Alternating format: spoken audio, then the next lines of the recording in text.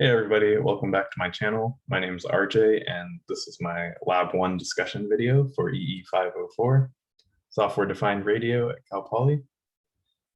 To start things off, I'd like to thank instructor Steve Dunton for providing an insightful discussion on how one might mistakenly attribute an improvement in signal-to-noise ratio simply due to decimation alone. And I'd also like to thank Julio Tena for providing help with installing and getting set up with all the software tools that we'll be using this quarter. So with that, I'll go ahead and start with the lab discussion. So the topic of this week's lab was orientation, motivation, and GNURadio. So basically, as the objective, we were trying to gain some exposure to some of the tools that we would be using this quarter. And among these tools are SDR Sharp, GNURadio, the RTL SDR, which I have right here, and I'll be using for a demonstration, and the ADALM Pluto SDR, which we will be diving into more next week.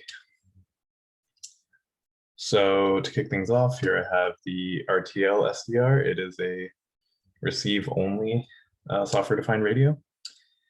And I also have a 164 millimeter telescopic antenna in order to receive the RF waves.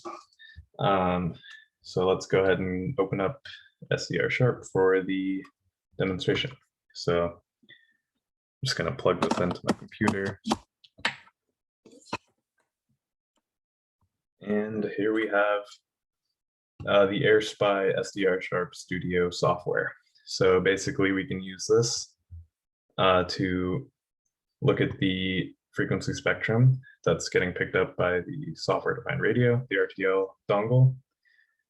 And we can also even use this to listen into FM broadcasts. So here I am tuned to 90.1 FM in the San Luis Obispo area, and I'll go ahead and play.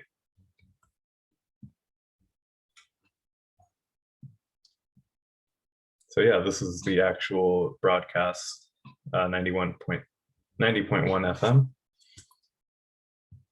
Another interesting thing that Julio Tena walked us through was that we can look up the frequency range of our key fobs and actually also analyze them in this software.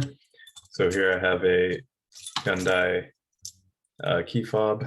It's set to broadcast about 433. So I'll go ahead and set the software to 433. And I'll play this. See, right now we don't see anything, but if I go ahead and press button, you can see a little blip at 433.9. And that's pretty interesting. So you can use that to look at what kind of messages are being passed by key fobs. And now I'll go ahead and go through the GNURadio demonstration for the lab part. So we had a discussion on the decimation and how decimation effectively is a way of downsampling, and this downsampling causes the bandwidth to decrease, which is why one might see an improvement in signal-to-noise ratio and effectively attribute that to processing gain. But I went ahead and I'm going to demonstrate this wave capture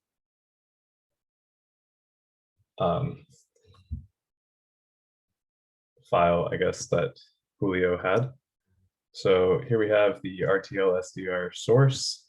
I think during lab, we actually looked at the Pluto SDR, but I figured I already installed the RTL SDR GNURadio software, so I'm just going to go ahead and go with this. So let's walk you through this. So here we have the source, and I'll tune it again to 90.1 FM, and we can do that right here in the channel 0 frequency.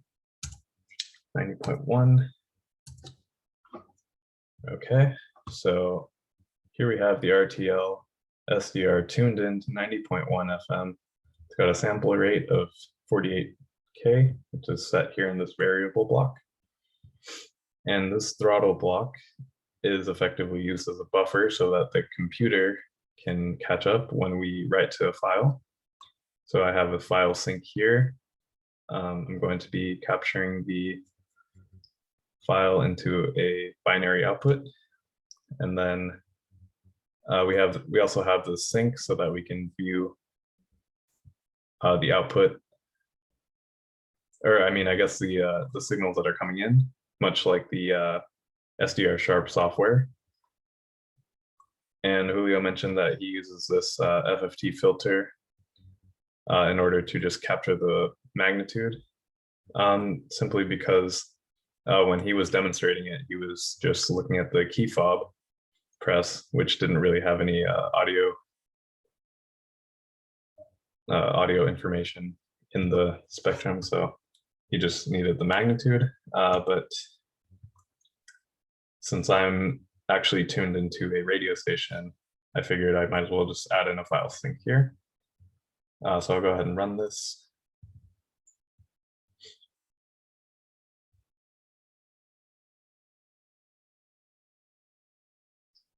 Oh, and it's failing to open the device because I have this software open as well. I'll go ahead and close this. Try running again.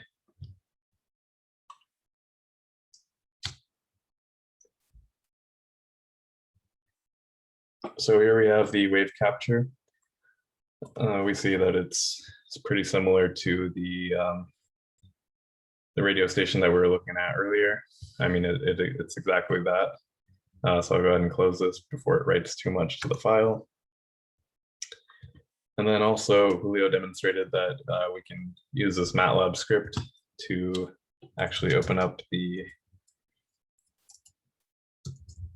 binary output of the file that we just wrote by capturing the data. So I'll go ahead and figure out this. Grab this.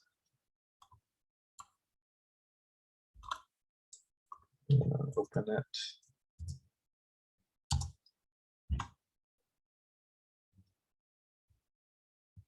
I ran the file a little long, so it's might take a while to open it up.